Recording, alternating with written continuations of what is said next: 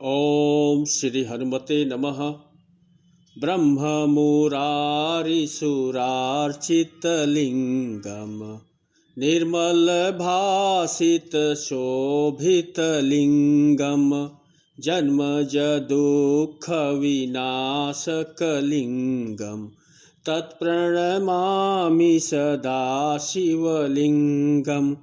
देवमुनिप्रवरार्चितलिङ्गं कामदहनकरुणाकरलिङ्गं रावणदर्पविनाशनलिङ्गं तत्प्रणमामि सदा शिवलिङ्गं तत्प्रणमामि सदा शिवलिङ्गम्। नमस्कार। उपनिषदों के संदेश अंक 4 में आप सभी लोगों का स्वागत है। आजकल हम लोग ईशावास्योपनिषद का पाठ कर रहे हैं। आपको पता है कि ईशावास्योपनिषद में कुल 18 मंत्र हैं और एक मंत्र शांति पाठ के रूप में है। शांति पाठ पर हम लोग संवाद कर चुके हैं। आज प्रथम मंत्र का पाठ करेंगे, ऋषि वाणी को समझने का प्रयत्न करेंगे। एक बात याद रखें कि 18 मंत्र अद्भुत हैं। अगर इन मंत्रों को क्रियात्मक रूप से हम अपने जीवन में ला पाएं तो जीवन सच माने पहले जैसा नहीं रह पाएगा। 2 लाभ तो तत्क्षण मिल जाएंगे। एक, जीवन अर्थपूर्ण लगेगा और दूसरा, मन शांत हो जाएगा, हम विश्राम पा जाएंगे। बस इसे क्रियात्मक रूप से अंगीकार करना है। ये मंत्र हमें सजग करते हैं, जीवन से जोड़ते हैं, जीवन को आस्थामय बनाते हैं और वास्तविक आनंद की भूमिका तैयार करते हैं। तो चलिए प्रथम मंत्र की ओर बढ़ते हैं। ईशावास्यमिदं सर्व यत्किंचं जगत्याम जगत तेन त्यक्तेन भुञ्जितः मा गृध् कस्यचिद् धनम्। अखिल ब्रह्मांड में जो कुछ भी है वह समस्त ईशावास्यम है, यानी ईश्वर से व्याप्त है। उस ईश्वर को ध्यान में रखते हुए तेन त्यक्तेन भुंजितः, यानी कि त्याग पूर्वक भोग करो। मां गृध्, इसमें आसक्त होने की आवश्यकता नहीं, क्योंकि कस्य स्विद धनम, यानी कि यह धन किसका है, किसी का नहीं है। विगत अंकों में हम लोगों ने ऋग्वेद के माध्यम से ईश्वर तत्व को समझने का प्रयत्न किया था। शांति पाठ में हम लोगों ने पढ़ा कि वह पूर्ण है तथा यह दृश्यमान जगत जिसमें हम वास कर रहे हैं यह भी पूर्ण है, क्योंकि पूर्ण से पूर्ण की उत्पत्ति होती है। अब ऋषि कह रहा है कि इस जगत्याम जगत में, यानी अखिल ब्रह्मांड में जो भी जड़ चेतन है वह सब ऐश्वर्य से संपन्न है, श्रीयुक्त है। सब जगह उस परमात्मा का वास है, सभी जगह वही विद्यमान है, सब में है, सबका है, सब कुछ उसी का है और सब ओर से सबको देख रहा है या अपने को देख रहा है। इसलिए ऋषि निर्देश देते हैं कि त्याग पूर्वक भोग करो, आसक्त मत होना, धन का सम्यक उपयोग करो, उपभोग करो, क्योंकि यह धन परमात्मा का है, उसी ने सबको दिया है। देखिए, अजीब बात है कि ईश्वर हम संसारियों को नहीं दिखता, पर उसका निर्माण हमें दिखता है। यह दृश्यमान जगत हमें नित्य दिख रहा है, पर इसका निर्माता कौन हमें नहीं मालूम, न हम जानना चाहते हैं, न हम भरोसा करते हैं। वेद ने हमें ईश्वर की सरल व्याख्या दी कि वही ईश्वर है जिसने यह सब कुछ स्थिर करके सबको निज स्वरूप में रखा है, सबके निज स्वरूप की रक्षा कर रहा है।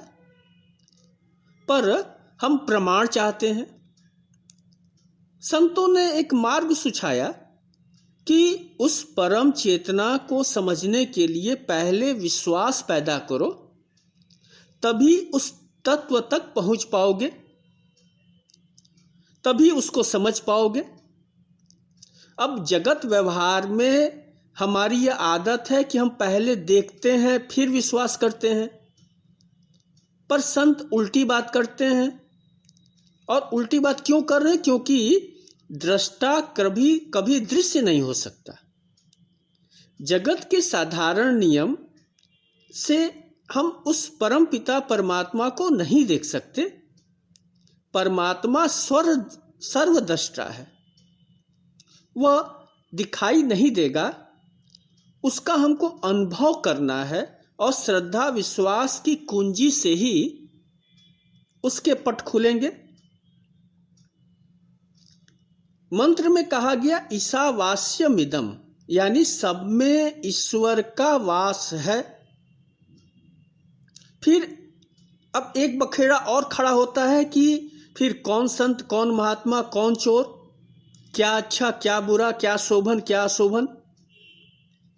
पर क्योंकि सब में उसी का वास है तो हम ये भेद क्यों करें? लेकिन सच्चाई तो यही है कि सब में परमात्मा स्थित है, सृष्टि में स्थित है, जीव में स्थित है। स्वयं वेदवाणी है,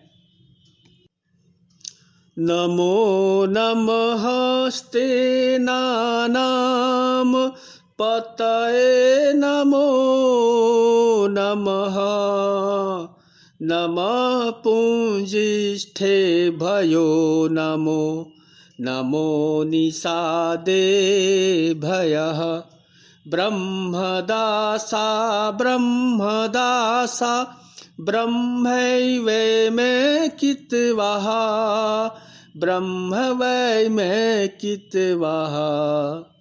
ब्रह्म से बाहर कुछ भी नहीं है, सब ब्रह्म है, सब ब्रह्ममय है। तो डाकू, ठग, चोर, दुष्ट सब ब्रह्म है, साधु संत महात्मा सब ब्रह्म है, नदी पहाड़ सागर जीव जंतु वृक्ष सब ब्रह्म है, जड़ चेतन सब में वही है। तो और उसके अतिरिक्त किसी की सत्ता नहीं है। कभी कभी कुछ लोग भ्रमवश एक संदेह उपस्थित करते हैं कि ईश्वर तो सर्व रूप में उपस्थित है, तो फिर हमारे देव, हमारे देवता, हमारे ठाकुर मनुष्य रूप में, मनुज रूप में क्यों पूजे जाते हैं? तो इसका सीधा सा उत्तर हुआ कि यह हमारे लिए सुगम और बोधगम्य है। ध्यान दें, ईश्वर या तो हमें पचता नहीं है या हमें जसता नहीं है। ये शब्द मैं आचार्य विनोबा जी का ले रहा हूं। तो ईश्वर के बारे में अगर हम पता लगा लें, पता चल जाए, तो या तो हमको वो बात पचती नहीं है या जसती नहीं है। तैत्तिरीय उपनिषद में का ऋषि तो बहुत सरल शब्द उन्होंने कहा था कि मातृ देवो भव अपितृ देवो भव, यानी माता पिता को ईश्वर मान लो। पर ईश्वर का वह रूप तो पचता नहीं है। ईश्वर सर्व सामर्थ्यवान है और हमारे माता पिता कितने असहाय, तो हम कैसे मान लें? पर जब संत कहते हैं कि कण कण क्षण क्षण में ईश्वर मौजूद है, तो यह स्वरूप भी हमें जसता नहीं है।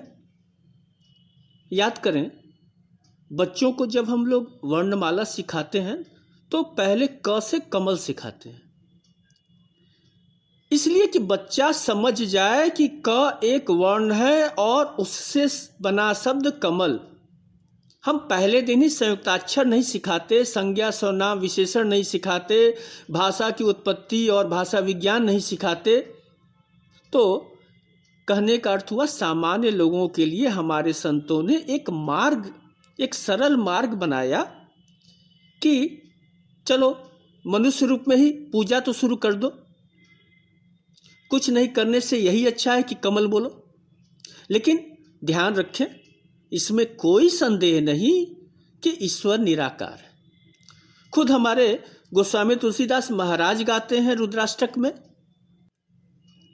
निरंकार मोंकार मूलम तुरीयम गिरा ज्ञान गोतीत मीशम गिरीशम करालम महाकाल कालम कृपालम गुणागार संसार पारम न तो हम पारम न तो हम। तो अद्भुत वाणी है बाबा की। वह तो निराकार ही है, ओमकार है, आदि कारण है। उसके गुणों का वर्ण बुद्धि से परे है। अब देखिए, काल के विशाल खंड में हमारे पास ले देकर 2-4 हजार साल का ही तो इतिहास है, जबकि काल का विस्तार तो अनादि अनंत अखंड अभेद है। कितना काल बीत गया कौन जानता है। आगे के बारे में भी हम अनुमान नहीं लगा सकते, हम कल्पना भी नहीं कर सकते। वैज्ञानिक कहते हैं कि यह जगत तुच्छ है, इससे भी बड़े बड़े करोड़ों हजार लाखों ग्रह और उपग्रह हैं। तो यही तो हमारे ज्ञान की अवस्था है, यही हमारे परम अज्ञान की भी अवस्था है। ईशा उपनिषद के हमारे ऋषि तो उसी निराकार ब्रह्म को याद करते हुए कहते हैं, ईशावास्यमिदं सर्व यत् किंच जगत्याम जगत। अखिल ब्रह्मांड में उसका वास है, वह निराकार है, सब जगह उसका वास है। वही भिन्न भिन्न वस्तुओं में भिन्न भिन्न गुणों के द्वारा प्रकट होता है। हमारा उससे नाता है क्योंकि हम अंश हैं, हमारा उससे सदा सदा से संबंध रहा है।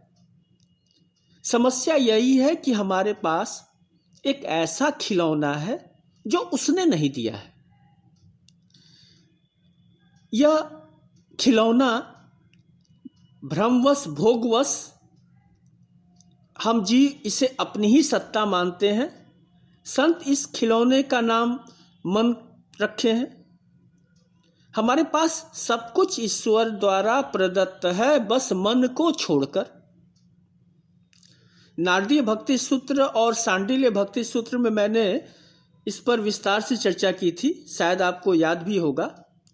और तो मन को अर्पित कर देने से भर से भक्ति पूर्ण हो जाती है, वहाँ हम लोगों ने देखा था।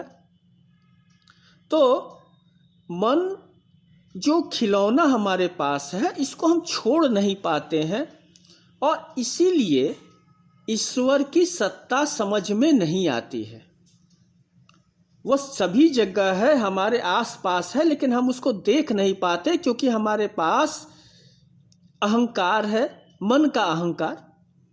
और हमारा मन भी देखिए कम ठाट बाट वाला नहीं है, बहुत बलवान है।